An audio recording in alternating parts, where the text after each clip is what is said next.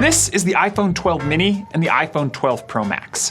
One is the smallest iPhone Apple's made in years, and the other is the biggest phone it's ever made. Here's what you need to know.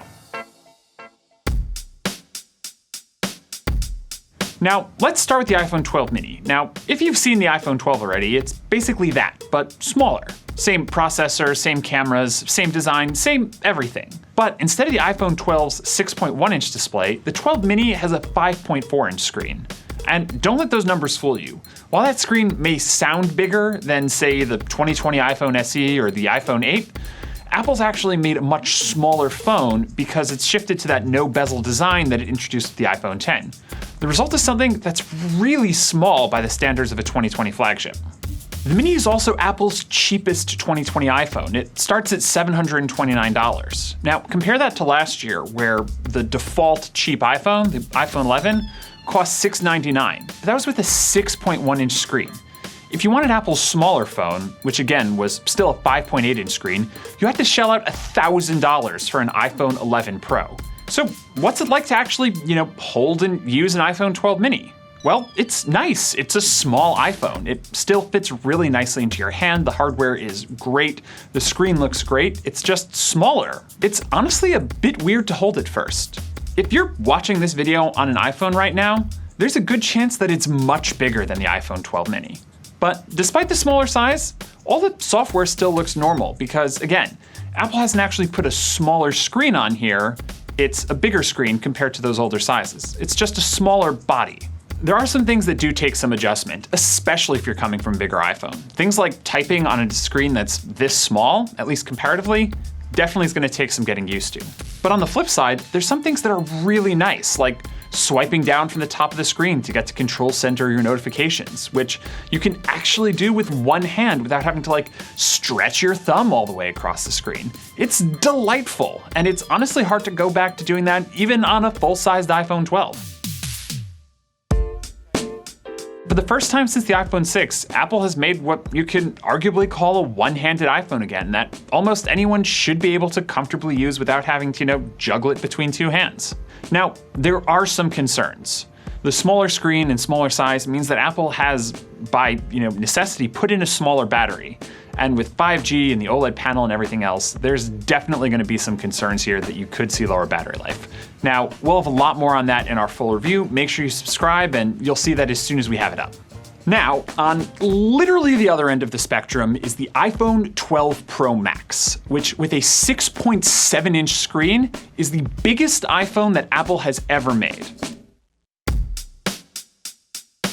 This thing is big. It is really, really big. Honestly, if you look at it side by side with the 12 mini, it's almost hard to believe that these are basically at their core the same phone. Unlike the 12 mini, which was basically just a smaller iPhone 12, the 12 Pro Max does have one big difference between it and the regular 12 Pro.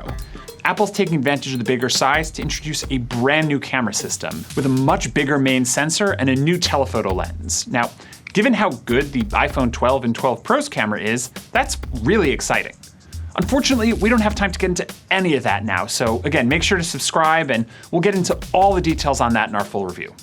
As for how big the 12 Pro Max is to actually hold and use, look, I'm a big guy, I have big hands, and it is hard for me to hold this phone and reach the top corners. It's a surfboard.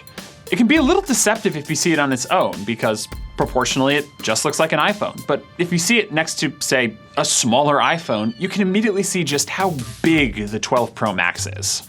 The 6.7-inch display, though, does look really good. I mean, it's a huge OLED screen, so it's great for watching movies or YouTube videos. And despite the big size, it's not overly heavy. I'd describe it more as a comfortable solidity. That said, between the size and the steel frame, you also definitely don't want to drop it on your head while watching a video in bed either.